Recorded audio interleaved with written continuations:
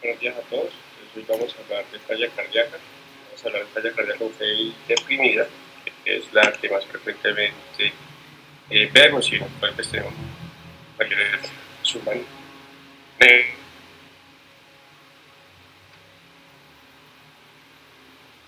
Una guía muy bien estructurada, muy bien realizada, fáciles de interpretar, donde se menciona cómo es el manejo ideal de un paciente con falla cardíaca y el manejo de sus comorbilidades. Hoy pues, nos vamos a enfocar en el manejo general de la falla cardíaca. Ya desde el año 2016, que fue la guía previa de falla cardíaca de la Sociedad Europea, se cambió la definición y se considera la falla cardíaca como un síndrome clínico que está compuesto por unos síntomas típicos, que son los síntomas congestivos de disnea, de miembros inferiores, y algunos síntomas de bajo gasto como la fatiga, la astenia, la dinamia, o en casos de falla cardíaca aguda, pues el choque cardiogénico. Asociado a unos signos congestivos, principalmente como infiltración yugular, distractores pulmonares, hepatomegalia, edema periférico, ascitis, y signos de hipoperfusión que también se pueden llegar a presentar pues, dependiendo del estadio de la enfermedad. Adicionalmente, tiene que haber evidencia de una anormalidad cardíaca funcional estructural. ¿Por qué esto? Porque hay pacientes que tienen falla cardíaca con FEBI deprimida, falla cardíaca con FEBI preservada, es decir, la fracción de eyección, que es lo que valoramos cuando hablamos de FEBI, está normal, o pacientes que tienen falla cardíaca en rango intermedio, pues ya vamos a ver. Entonces puede ser un daño funcional, como en el caso de incremento de las presiones intracardíacas, que antes se denominaba falla cardíaca diastólica, o un daño estructural como la presencia de una valvulopatía o un infarto de miocardio que ha generado una alteración de la motilidad cardíaca o alguna cardiopatía congénita. Y este daño cardíaco estructural o funcional puede generar un incremento de las presiones intracardíacas que se va a manifestar con signos congestivos, bien sea en reposo durante una prueba de estrés o signos de bajo gasto, ¿sí? Como la presencia de hipoperfusión tisular, que se manifiesta con pulsos débiles, piel sudorosa, fría, hipotensión, alteración del estado de conciencia, entre otros. Entonces, los signos y síntomas típicos con evidencia de un daño cardíaco estructural o funcional para poder decir que un paciente tiene falla cardíaca. La falla cardíaca es una patología frecuente en la población general. Se considera que 1 a 2% de la población de países desarrollados tiene falla cardíaca. Eso implica que para Estados Unidos aproximadamente 6 millones de personas tienen falla cardíaca y tienen unos 650,000 casos nuevos al año. 1 de cada 5 americanos mayores de 40 años van a tener falla cardíaca, considerándose que es una de las epidemias del siglo XXI. Y algo importante es que la falla cardíaca genera grandes costos al sistema de salud. Más de 1 millón de hospitalizaciones anuales, 78% van a tener 1 o 2 hospitalizaciones al año, y cada vez que un paciente se hospitaliza, esto es un marcador pronóstico. ¿Por qué? Porque cuando los pacientes se hospitalizan, la tasa de rehospitalización es aproximadamente el 30-40% al cabo de 6 meses y una mortalidad del 30% al año. Entonces, cada vez que un paciente se nos descompensa y hospitaliza, pues nosotros sabemos que el pronóstico de este paciente va en detrimento. ¿Qué pacientes hospitalizan? Y más aquellos que son más mayores, es decir, ancianos, que tienen comorbilidades. No hay una diferencia entre la relación hombre-mujer.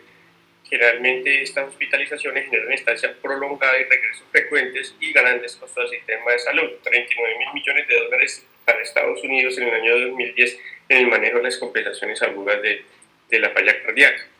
En cuanto a la presentación por la edad, pues definitivamente a medida que aumenta la edad, pues la tasa de falla cardíaca se va incrementando de manera notoria, y esto está muy relacionado pues, al daño cardíaco estructural que se va presentando por enfermedades cardiovasculares como la hipertensión arterial, las valvulopatías y la enfermedad coronaria, que a mayor edad pues, va a tener mayor prevalencia y consecuentemente pues, mayor impacto sobre el corazón.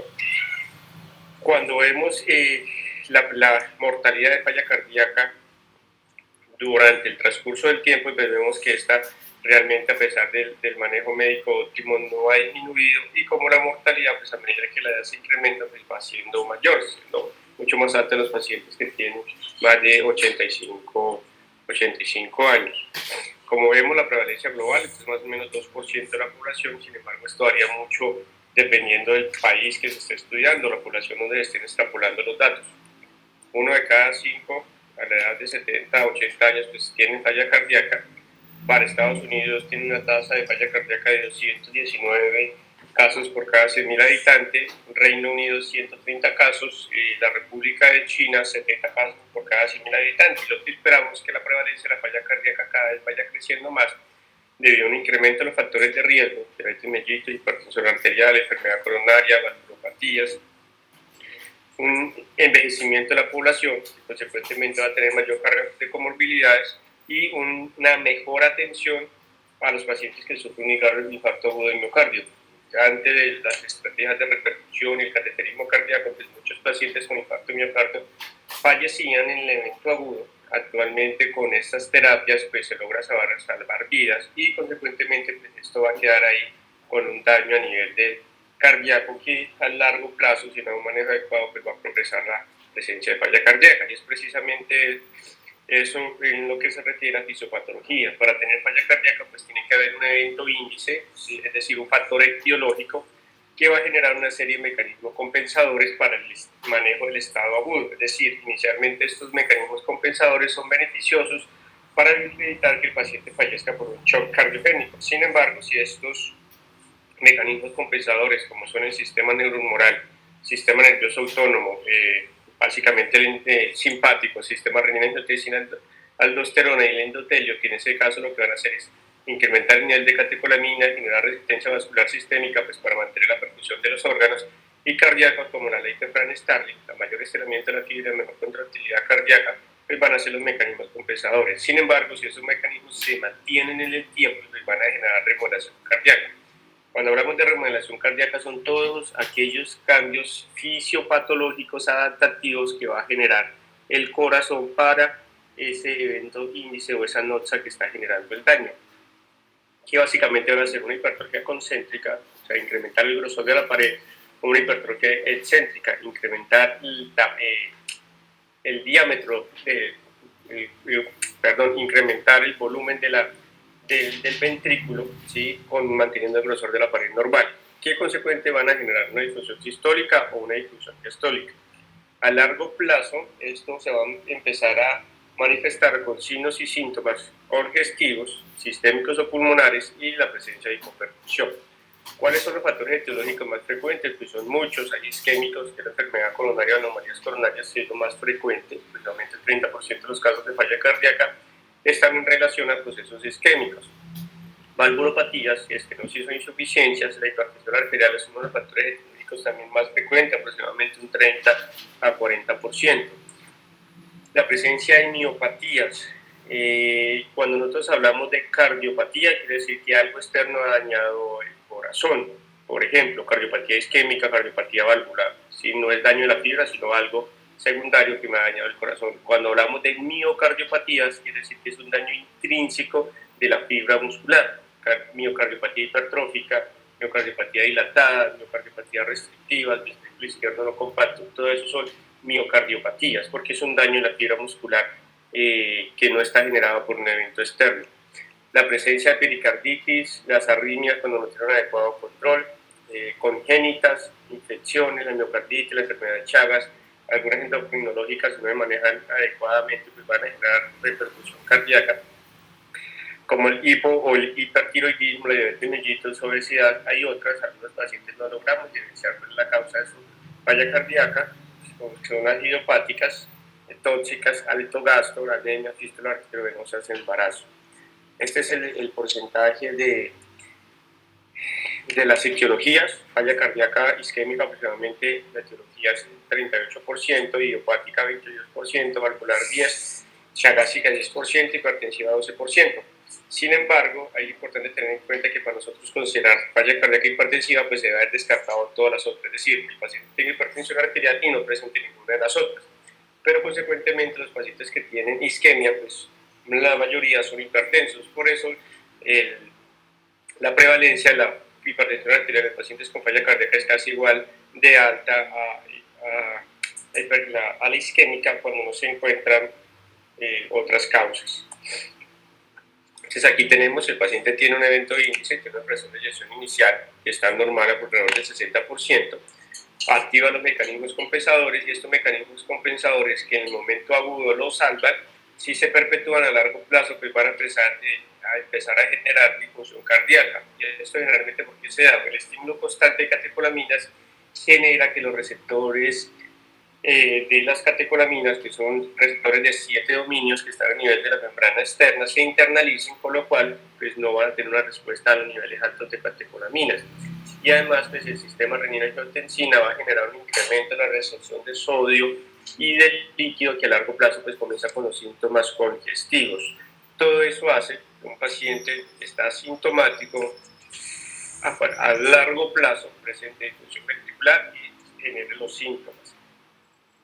Todos estos mecanismos compensadores pues, van generando pérdida de miocitos, es decir, apoptosis. El miocardio pierde la capacidad de generar una fuerza, pues, debido a que no hay miocitos, sino que todo este tejido se va fibrosando. Todo esto es lo que lleva al fallo cardíaco, a la falla cardíaca. En las guías del año pasado creaban un algoritmo para el diagnóstico de la falla cardíaca. Entonces, sospechar falla cardíaca si el paciente tiene factores de riesgo, si hay signos o síntomas congestivos o si hay alguna anormalidad en el electrocardiograma. Es extremadamente raro o no hay un paciente que tenga una falla cardíaca y que tenga un electro normal. ¿Sí? Para tener falla cardíaca, pues el paciente debe tener alguna anormalidad en el electrocardiograma. No quiere decir que todos los electrocardiogramas anormales sean falla cardíaca. Yo puedo tener un electrocardiograma anormal y en un momento no tener falla cardíaca, pero todos los pacientes que tienen falla cardíaca pues van a tener un electro anormal. Si tienen factores de riesgo, los signos o síntomas y un electro anormal, se le hacen unos niveles de NT, ProBNP y un ecocardiograma. Si estos están alterados, y en el ecocardiograma pues se deben encontrar anormalidades que estén de acuerdo con el diagnóstico de falla cardíaca, que son funcionales o estructurales. Funcionales como disfunción diastólica de tipo 2 en adelante, es decir, pseudo normalizado, restrictivo irreversible, o alguna valvulopatía o disfunción del ventrículo izquierdo, es decir, disminución de la presión de eyección. Si yo he tenido anormalidades del NT-proBNP y o anormalidades ecocardiográficas, pues yo confirmo que definitivamente tengo una falla cardíaca y que la voy a clasificar el fenotipo según la fracción de eyección que tenga. Básicamente son cuatro fenotipos que yo les voy a mostrar. Si estos son normales, tanto el NT-proBNP y en el ecocardiograma no encuentro hallazgos que me sugieran o sugestivos de una falla cardíaca, pues yo voy a decir que la falla cardíaca es poco probable y debo considerar otros diagnósticos de los síntomas que me están generando estos pacientes. Si definitivamente hay hallazgos anormales en el ecocardiograma y los NT-proBNP están altos, que yo voy a clasificar esta falla cardíaca en 3 fenotipos, 4 según la guía americana: falla cardíaca con fracción de eyección comprometida o reducida o deprimida, que es aquella menor o igual al 40%, donde tenemos mayor evidencia del uso de diferentes terapias que le vamos a comentar. Falla cardíaca en rango intermedio, cuando la fracción de eyección está del 41 al 49%, que básicamente se maneja como una falla cardíaca deprimida. Sin embargo, en este rango no tenemos tanta evidencia de los medicamentos que utilizamos. Y falla cardíaca con PRI mayor del 50%, que básicamente todos los medicamentos que utilizamos para los pacientes con falla cardíaca deprimida han fracasado. Actualmente el único medicamento que ha demostrado beneficios son los inhibidores de GSTL2, la empaglifosina, para falla cardíaca con PRI preservada, y un poco el uso de la espironolactona, que también a sus pacientes les ayuda un poco. Siempre que tengo un paciente con falla cardíaca y le he logrado diagnosticar, pues debo buscar cuál es la etiología. ¿Por qué? Porque al encontrar la etiología y tratarla de forma adecuada, pues puedo evitar que se perpetúe el daño cardíaco y consecuentemente todos los mecanismos que ya les había mencionado. Adicional al tratamiento que se hace del factor etiológico, por ejemplo, si tengo una amiloidosis, tratar la amiloidosis, pues también se da tratamiento de la falla cardíaca. ¿Qué recomendaciones hace esta guía? Pues que todos los pacientes deben tener niveles de NT-proBNP. Estos niveles pues ya ingresaron al post, todos deben tener un electrocardiograma, todos deben tener un ecocardiograma transtorácico, una radiografía de tórax. y se deben hacer unos test sanguíneos básicos pues, para tratar de identificar comorbilidades, como un hemograma, función renal, electrolito, función tiroidea, una glicemia, hemoglobina glicada, lípidos y pues, el estado de hierro. ¿Por qué? Porque aquellos pacientes que tienen ferropenia, por ejemplo, tienen mayor cantidad de síntomas y mayor tasa de hospitalización, entonces es beneficioso administrarle hierro parenteral. Entonces, cuando nosotros tenemos un paciente con falla cardíaca, tenemos que clasificarlo en varios grupos. Según la fracción de eyección, como ya la había mostrado, deprimida, intermedia, preservada y recuperada, que ya les voy a mostrar el otro, según el estadio, es A, B, C y D, y según la clase funcional, que para eso utilizamos la clasificación de la Sociedad de Nueva York del Corazón, la NIJA, como llaman, clase 1, 2, 3 y 4.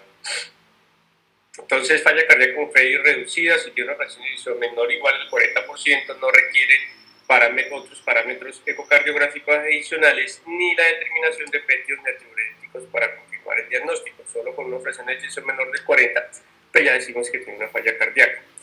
La de rango intermedio, función preservada y recuperada, pues, además de esto, debe tener algunas anormalidades, bien sea a niveles de NT-proBNP o en el ecocardiograma para considerar que estamos ante un paciente con falla cardíaca. Todo esto pues, deben tener signos o síntomas de falla cardíaca.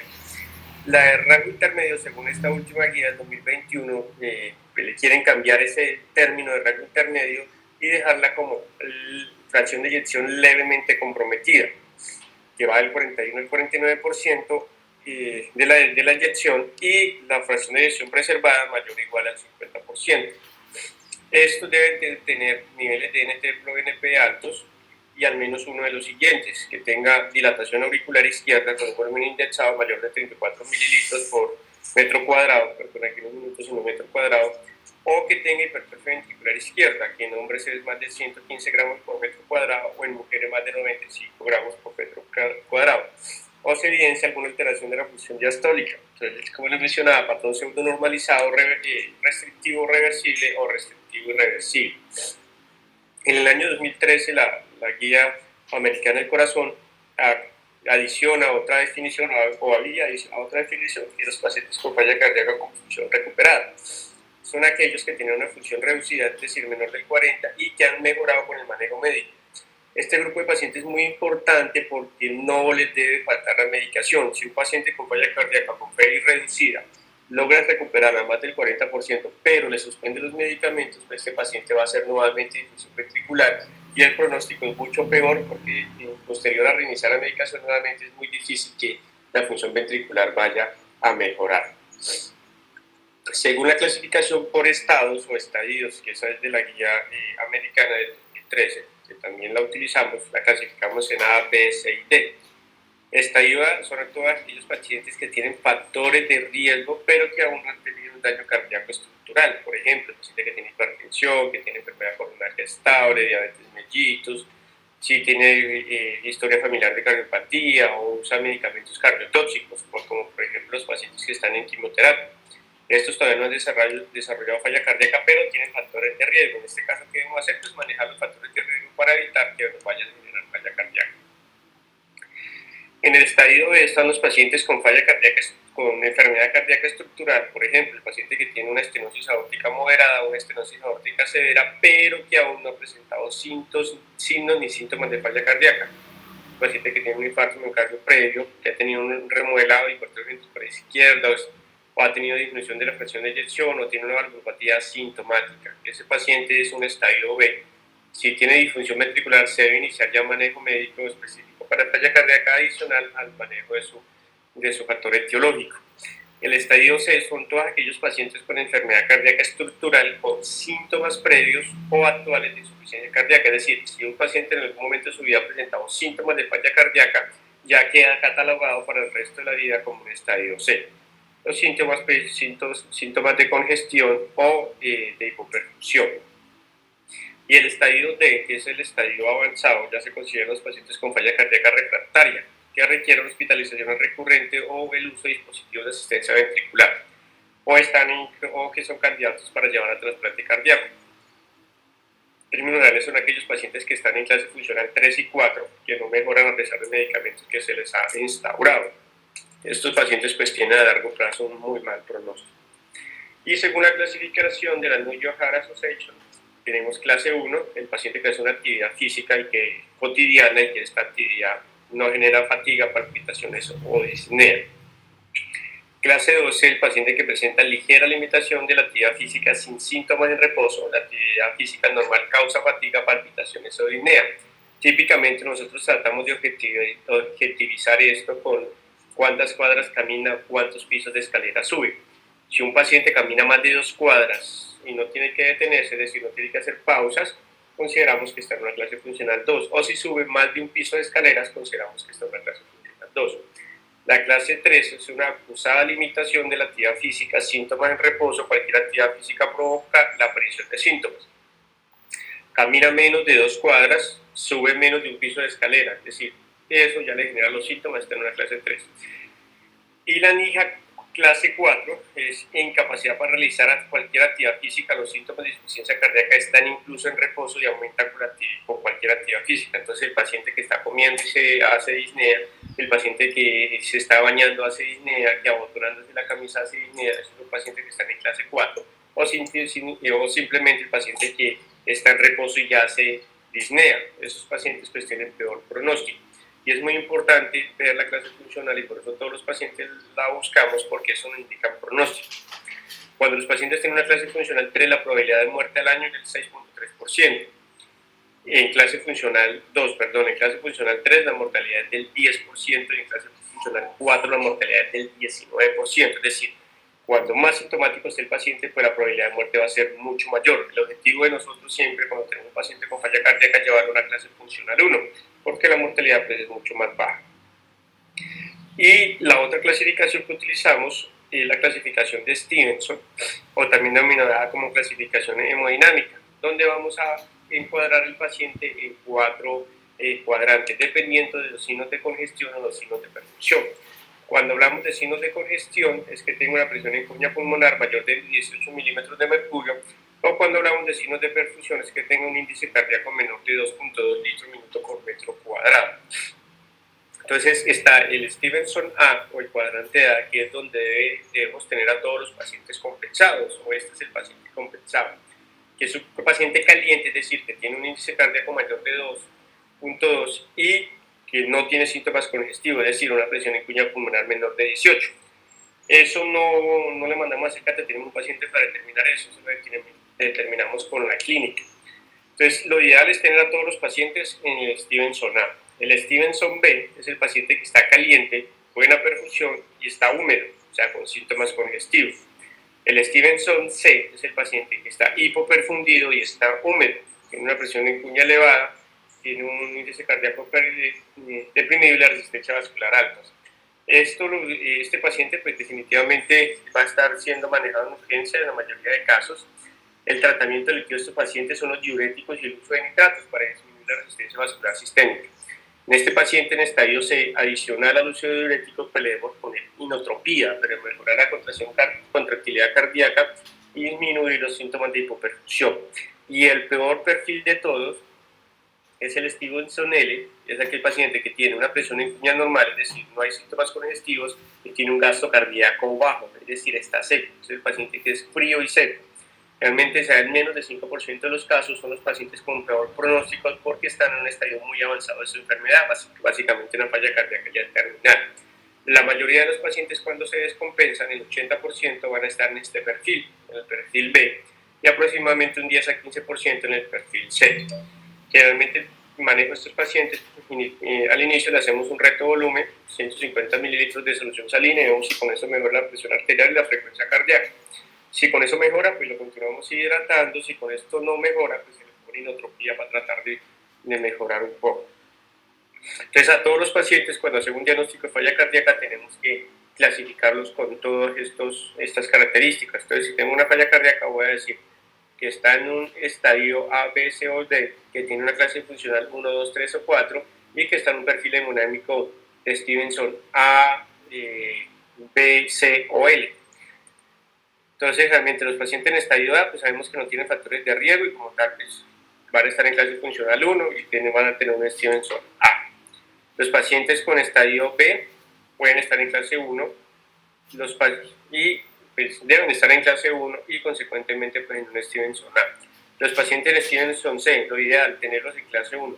Sin embargo, pueden haber un grupo grande que están en clase 2, ¿sí? Que pueden estar con un perfil hemodinámico A. Los pacientes con clase 3 típicamente van a estar con perfil hemodinámico B. Y los pacientes con estadios D pues van a estar en una clase funcional 4, ¿sí? Que puede ser un estadio B o un estadio L, realmente es el peor de todos. O pueden también tener una clase C. Entonces siempre estadio A y B, pues es un paciente que va a tener asintomático. El estadio B pues, va a presentar cualquiera de los 4 perfiles de Stevenson y va a estar en cualquiera de las 4 clasificaciones de la clase funcional. Y el estadio D pues, son los pacientes que estaban con disnea clase 4, que pueden estar congestivos, frío y húmedos, o pueden estar fríos y secos.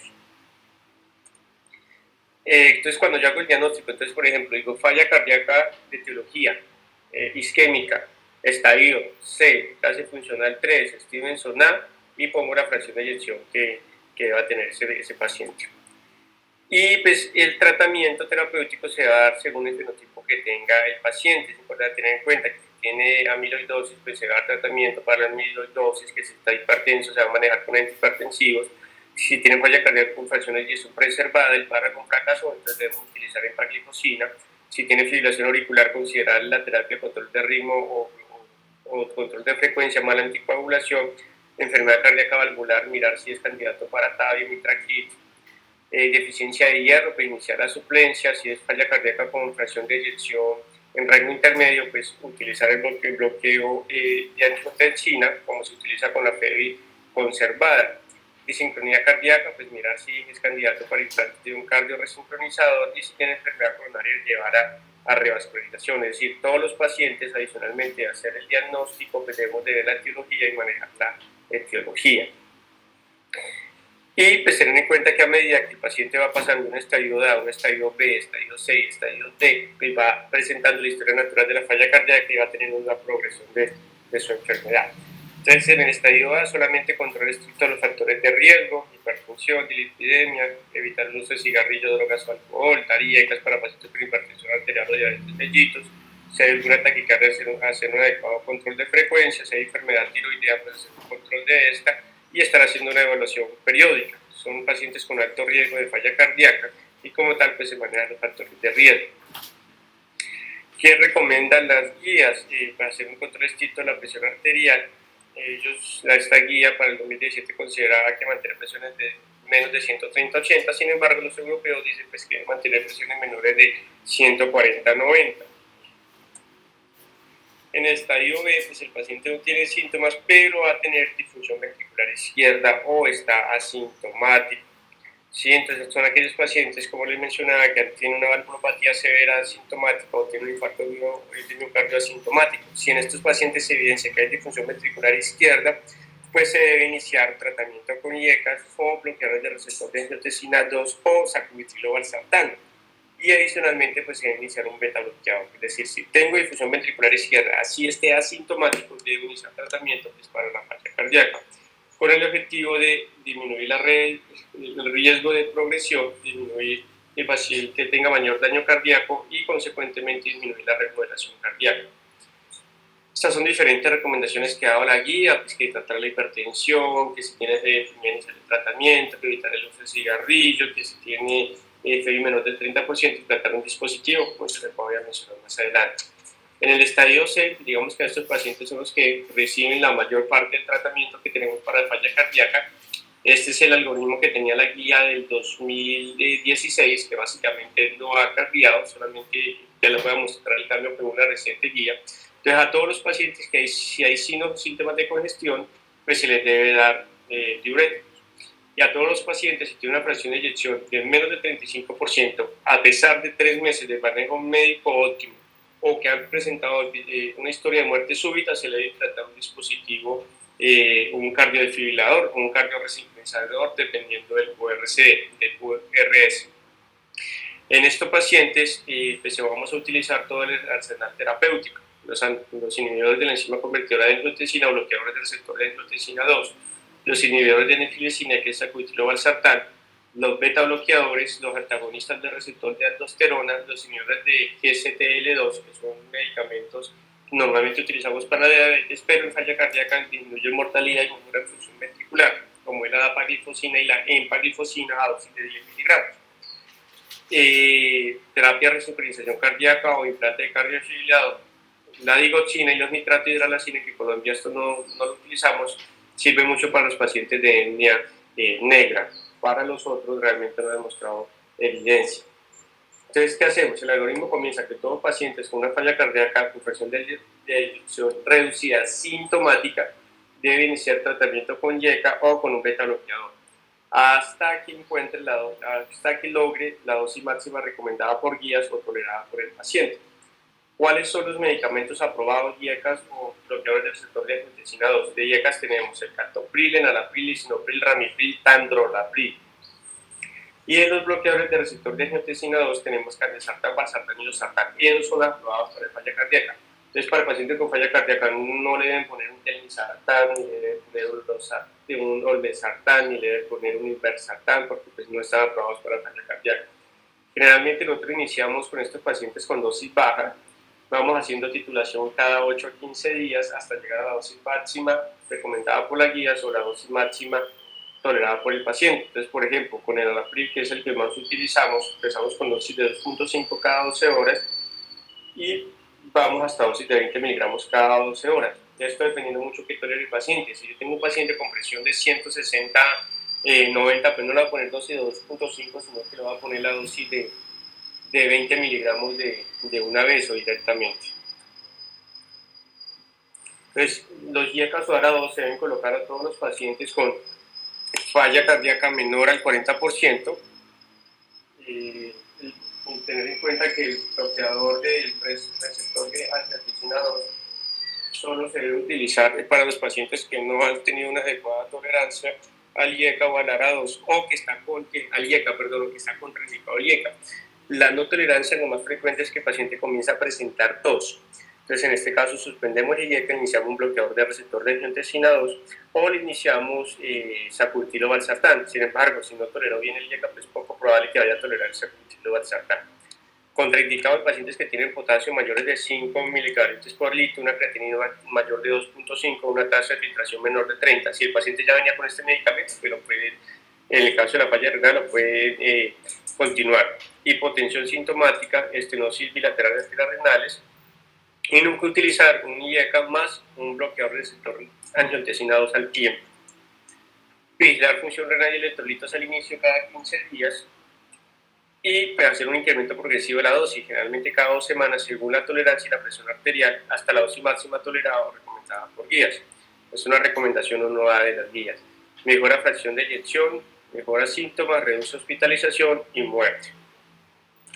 Los beta bloqueadores se deben dar a todos los pacientes con una FEI menor del 40%, indicado en pacientes que tienen asma, bloqueo auriculoventricular avanzado o de tercer grado sin marcapasos, difusión del nodo sinusal.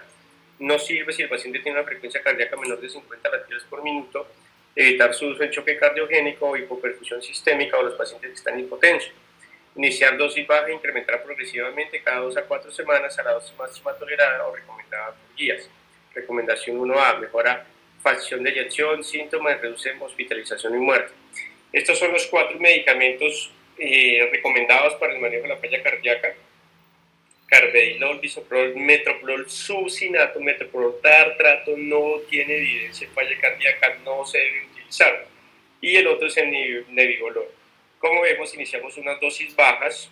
¿Sí? Si el paciente, por ejemplo, tiene una frecuencia cardíaca de 90 y buena presión, pues yo le puedo iniciar una dosis alta. El objetivo en carvedilol es llegar a 25 miligramos cada 12 horas, de bisoprolol 10 miligramos al día, metoprolol succinato 200 miligramos al día y nebivolol 10 miligramos al día.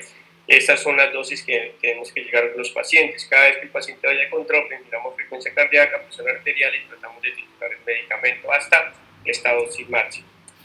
Si el paciente, a pesar de esto, persiste con síntomas y tiene fracción de eyección deteriorada, pues se debe adicionar un antagonista del receptor de aldosterona, que es la eplerenona o la espironolactona. Iniciamos con dosis de 25 miligramos y la dosis va a llegar a 50 miligramos. Contraindicado si tenemos un potasio mayor de 5 o una creatinina mayor de 2.5. Se debe hacer titulación cada 4 a 8 semanas con emploerrenona o cada 4 semanas con espironolactona. Con la espironolactona es muy importante tener en cuenta que muchos pacientes hombres van a presentar mastodinia, es decir, dolor a nivel de los pectorales, precisamente a nivel de lo que denominamos las tetillas, y van a presentar ginecomastia, ese incremento pues, a este nivel. Entonces, los antagonistas del mineralocórtico recomendados para disminuir mortalidad y morbilidad a todos los pacientes con síntoma persistente con una FEI menor del 35%, evidenciado en el estudio RALES, recomendado para disminuir morbilidad y mortalidad luego de un infarto de miocardio, FEI menor del 40% de aquellos pacientes que hayan estado con síntomas de falla cardíaca o sean diabéticos, y en los pacientes con clase funcional 2 y 3 con FEI menor del 35%, cuando han tenido historias de hospitalizaciones o elevación de los péptidos natriuréticos. En todo este grupo de pacientes pues debemos utilizar. Entonces tenemos que con estas terapias logramos disminuir con los IECAS 16% de mortalidad, con los bloqueadores de receptor de angiotensina 17%, con los beta-bloqueadores 34% y con el antagonista de mineralocorticoides 30% de mortalidad. Por eso la importancia de que un paciente con falla cardíaca o falla deprimida pues no falte ninguno de estos medicamentos. Sin embargo, a pesar de esto, aproximadamente el 50% de los pacientes con falla cardíaca al cabo de 5 años pues, van a fallecer. Es decir, que tener falla cardíaca es casi igual a tener un cáncer. Y por eso es importante diagnosticar e iniciar el tratamiento a tiempo. Teniendo en cuenta esto, pues se han empezado a buscar nuevas terapias para tratar de disminuir esta mortalidad. Una de esas nuevas terapias son los inhibidores de nifirelesina, que es el sacubitril/valsartán. Actualmente esta terapia, el sacubitril/valsartán, ya se puede iniciar en los pacientes de nuevo, es decir, si yo hago un diagnóstico reciente y no quiero ponerle un IECA, pues le puedo poner sacubitril/valsartán sin ningún problema. Sin embargo, esta guía, la europea, recomienda que se deje el sacubitril/valsartán, que no lo hagan. Pero si ustedes las quieren iniciar de primero sin haber utilizado un IECA antes, lo pueden hacer sin ningún problema. Adicionalmente, si el paciente persiste con síntomas y tiene una frecuencia cardíaca mayor de 70 latidos por minuto, una FEI menor del 35%, yo le puedo adicionar ivabradina, que es un medicamento que solo me da frecuencia cardíaca y no me genera disminución de la presión arterial. Y si el paciente tiene un QRS ancho con un patrón de bloqueo de rama izquierda mayor de 130 milisegundos, pues el paciente se debe valorar para el implante de un cardio resincronizador. Si es menos de 130 milisegundos, pues el paciente debe ser considerado para el implante de un cardiofibrilador. Entonces el estudio PARADIGM fue el que aprobó la recomendación de utilizar sacubitril/valsartán en los pacientes con falla cardíaca, porque este medicamento, cuando se comparaba con el enalapril, generó una disminución de la mortalidad en falla cardíaca en un 20%, disminución de la tasa de hospitalización en un 21% y de muerte cardiovascular total disminución del 20% comparado con el enalapril. Entonces se recomienda a todos los pacientes que tienen falla cardíaca con FEI deprimida, clase funcional 2 o 3, que persisten con síntomas a pesar de un manejo médico óptimo.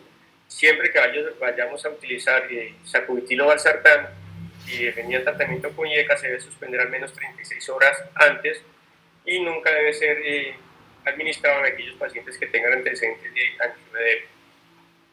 Este es el impacto de la mortalidad de estos pacientes. Esto es sacubitril/valsartán 20%, IECA/varados 17%, beta-bloqueadores 34%, aldosterona 30%, hidralazina más nitratos 43%, pero esto solo útil en la población negra.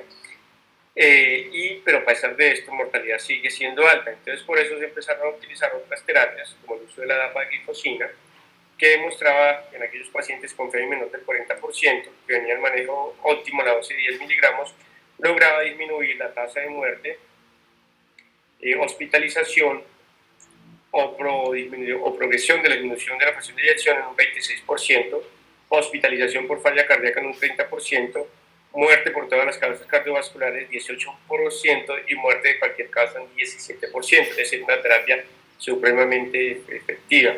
Posteriormente se publica el otro estudio que es el EMPEROR, que también demostraba una disminución de falla cardíaca, de mortalidad por falla cardíaca o de hospitalización en un 25% y de hospitalización en un 30%. Por eso actualmente pues, las guías recomiendan utilizar adicional a la otra terapia pues, los inhibidores de GSTL2. Este es el algoritmo actual que recomienda la guía. Pues, a todo paciente inicial un IECA o un inhibidor de nifilesina más, un beta bloqueador más, un antagonista de mineralocorticoides más, empaglifosina o dapaglifosina. Y si hay síntomas de congestivos, pues se debe adicionar un diurético.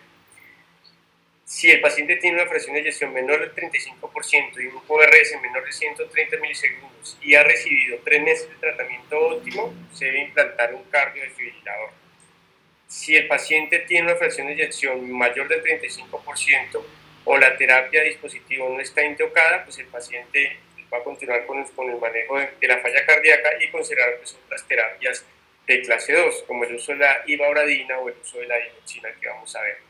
Y si el paciente está en ritmo sinusal y tiene una fracción de eyección menor del 35% y un QRS mayor de 130 milisegundos, pues vamos a considerar el implante de un cardio resincronizador. Vale más la adición de ivabradina en el caso de que la frecuencia cardíaca esté por encima de 70 latidos por minuto. Entonces, los inhibidores de los canales IF, que es la ivabradina, se deben utilizar en aquellos pacientes que tienen un manejo con un beta bloqueador bajo un IECA, la dosis máxima tolerada, que ha persistido con frecuencia cardíaca alta y con síntomas, con el objetivo de disminuir el punto combinado de muerte y hospitalización. Requisitos para poder utilizar ivabradina, que tienen ritmo sinusal, que tenga una presión de eyección menor del 35% y más de 70 latidos por minuto. La resincronización cardíaca, que hace referencia a poner un dispositivo de estimulación eléctrica que tiene 3 electrodos, un electrodo va para la aurícula derecha, otro electrodo va para el ventrículo derecho y otro electrodo va a estimular el ventrículo izquierdo, avanzando un electrodo hasta él a través del seno coronario. Nunca ponemos un dispositivo dentro del ventrículo izquierdo porque estos son muy trombogénicos. Por eso se pone a través del seno coronario sobre la pared libre del ventrículo izquierdo. Esta terapia lo que hace es disminuir el QRS y consecuentemente disminuir la desintonía ventricular, mejora la clase funcional, disminuye las hospitalizaciones por descompensaciones, disminuye mortalidad. Para considerar su uso, pues debemos de tener 3 meses de tratamiento médico óptimo, fracción de eyección menor de 35% y un QRS mayor de 130 milisegundos y que el paciente pues persista sintomático. Estas son las diferentes recomendaciones con el nivel de evidencia. Entre más amplio sea el QRS y tenga morfología del bloqueo de rama izquierda, pues mayor beneficio. Tener en cuenta que no está indicado en aquellos pacientes que tienen morfología de bloqueo de rama derecha. En estos pacientes no sirve para nada. Debe tener morfología de bloqueo de rama izquierda y compromiso de la fracción de eyección. Pues tampoco está evidenciado, no tiene ningún beneficio en los pacientes que tienen un QRS menor de 130 milisegundos. Debe ser mayor de 130 milisegundos pues, para que se debe implantar. Y el cardiodefibrilador, pues hay 2 tipos de prevención, está la primaria y la secundaria. La secundaria es el paciente que ha sobrevivido a una taquicardia ventricular o a una muerte súbita. Y la primaria es aquellos pacientes que tienen falla cardíaca sintomática, así funcionan 2 o 3, con una FEI menor del 35% a pesar de 3 meses de manejo médico y una esperanza de vida mayor de 1 año. Si el paciente acaba de tener un infarto, se debe esperar al menos 40 días después del infarto para definir si le implanta o no el dispositivo. Si tiene miocardiopatía dilatada, más de 3 meses de tratamiento se debe implantar. Contraindicado en aquellos pacientes que tienen clase funcional 4 con síntomas graves y refractarios, exceptos a que se considere que son candidatos a trasplante cardíaco o asistencia ventricular. Antes del cambio de generador se debe valorar la continuidad de la terapia. Cuando se implanta todo dispositivo de estimulación eléctrica, bien sea marcapasos, cardiofibrilador o resincronizador cardíaco, la batería dura más o menos 8 a 10 años. Entonces, cuando lo vamos a cambiar el generador, debemos de ver cómo está el estado funcional del paciente para determinar si amerita o no implantar el dispositivo. Si vemos que ya está pronto a su muerte, aunque nadie sabe exactamente en qué momento va a presentar, pero digamos que si está un paciente muy prostrado, con un Bartel muy bajo, pues no se le va a implantar. Y pues también se habían considerado el uso de dispositivos cardiofibriladores externos, ¿sí? Pero pues, realmente esto casi no los utilizamos. Es importante tener en cuenta que aquellos pacientes que ya están en un estadio 4, es decir, un estadio de la falla cardíaca con una clase funcional muy avanzada, y que el dispositivo comienza a disparar con taquicardias ventriculares o tormentas arrítmicas, lo que hacemos es apagar el dispositivo, porque pues sabemos que esto genera mayor malestar al paciente, e independientemente tenga o no el dispositivo, pues el pronóstico por un caso muy malo. Entonces, el manejo de falla cardíaca con falla reducida para reducir la mortalidad, IECAS, ARA2 o antagonistas del receptor de nefrilesina, antagonistas de la nefrilesina. Los beta bloqueadores, los antagonistas de mineralocorticoides y los inhibidores de SGLT2. Para reducir hospitalización o mortalidad, que no sirve para todos los pacientes, solo para pacientes seleccionados, pues si tiene sobrecarga de volumen damos diuréticos. Si está en ritmo sinusal con un bloqueo de rama izquierda mayor de 150 milisegundos, pues hacemos implante de cardio resincronizador. Menor recomendación si es de 130 a 149. Y si es de etiología isquémica, pues el cardiofibrilador es mucho más útil comparado a etiología no isquémica. Sin embargo, este grupo de pacientes también se administra. Si hay fibrilación auricular, utilizar anticoagulación. Si hay fibrilación auricular, considerar el uso de digoxina o un aislamiento eléctrico de venas pulmonares. Si hay enfermedad coronaria, pues tratar de revascularizar. Si hay deficiencia de hierro, pues iniciar suplencia de hierro endovenoso. En estenosis aórtica, paciente pues debe ser llevado a cambio valvular aórtico o implante una válvula aórtica transcatéter, que es el TAVI. Si hay insuficiencia mitral, pues mirar la posibilidad de implantar un mitraclip. Si tiene frecuencia cardíaca mayor de 70, pues adicionar ivabradina. Si es de raza negra, utilizar hidralacina o más nitratos.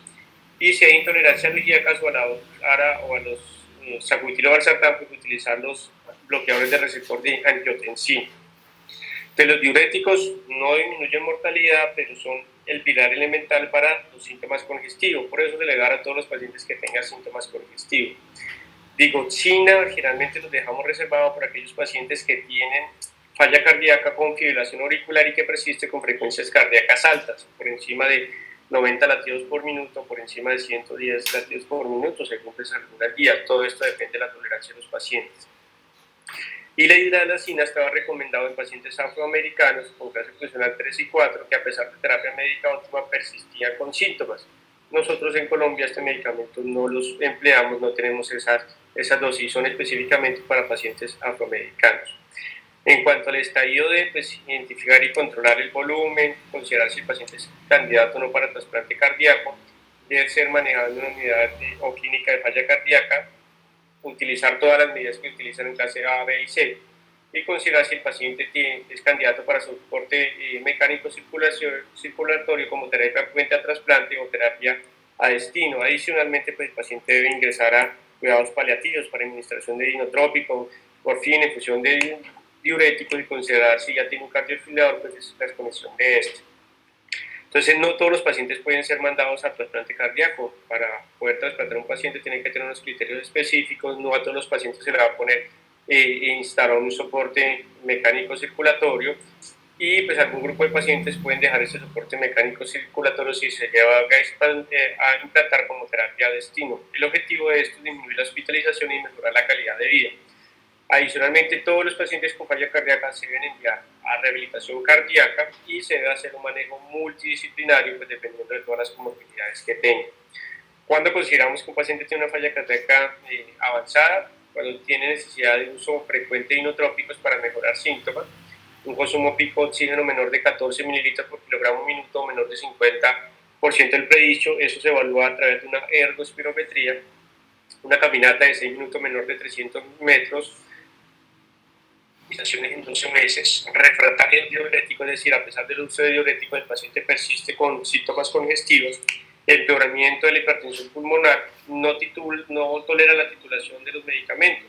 Empezamos a subir medicamentos y comienzan a hacer hipotensión o deterioro de la función renal, o con la misma dosis de medicamento que viene utilizando habitualmente se observa esto. Esos pacientes se consideran falla cardíaca estadio avanzado. Comienzan a presentar disfunción renal y hepática progresiva, presentan hiponatremia persistente, empiezan con taquicardias ventriculares refractarias o con múltiples descargas del dispositivo, y ya comienzan a tener desnutrición o taquicardia cardíaca. Y lo otro importante, ya para finalizar, es que todos los pacientes con falla cardíaca nunca se les debe retirar los medicamentos. Esto es un estudio donde valoraban a pacientes con falla cardíaca con cardiopatía dilatada, donde les suspendían la terapia médica. Ellos encontraban que estos pacientes, los cuales se mantenía la terapia médica, pues la fracción de eyección se mantenía durante el tiempo, no había regresión de los síntomas. Sin embargo, aquellos pacientes en los cuales le retiraban el medicamento, pues la tasa de hospitalizaciones y deterioro de la fracción de eyección se incrementaba nuevamente. Por eso los pacientes con falla cardíaca nunca se les debe retirar el medicamento. Y lo otro importante, a todos los pacientes descontrolar las comorbilidades. A todos les debemos decir pues, que se deben hacer muy adherentes a la medicación, muy adherentes a medidas no farmacológicas como la restricción de sal, la rehabilitación cardíaca. Si hay deficiencia de hierro, pues se debe suplir. Si hay fibrilación auricular, para hacer un adecuado control de frecuencia, considerar el control del ritmo. Si falla renal, pues tratar de que no haya, tratar de evitar los medicamentos nefrotóxicos, un manejo óptimo de diabetes mellitus, EPOC, cáncer, enfermedad coronaria y hipotiroidismo. O sea, es tratamiento específico de cada mortalidad. A manera de conclusión, para todos los pacientes se deben clasificar según la fracción de eyección, estadio y clase funcional de la falla cardíaca para determinar el manejo a seguir. La terapia óptima de falla cardíaca disminuye progresión de la enfermedad, morbilidad, mortalidad y mejora la calidad de vida. Siempre titular a la dosis máxima tolerada o recomendada por guías. Y los dispositivos de estimulación eléctrica se deben considerar cuando tiene más de 3 meses de tratamiento médico óptimo, los síntomas no mejoran, la fracción de eyección es menor del 35%. Es largo, pero que la duda.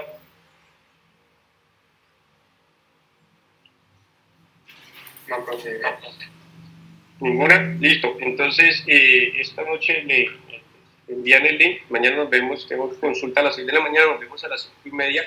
Y hablamos de cardiomiopatías. De cardiomiopatías, yo les hablo específicamente de cardiomiopatia hipertrófica, que es la más frecuente que vemos.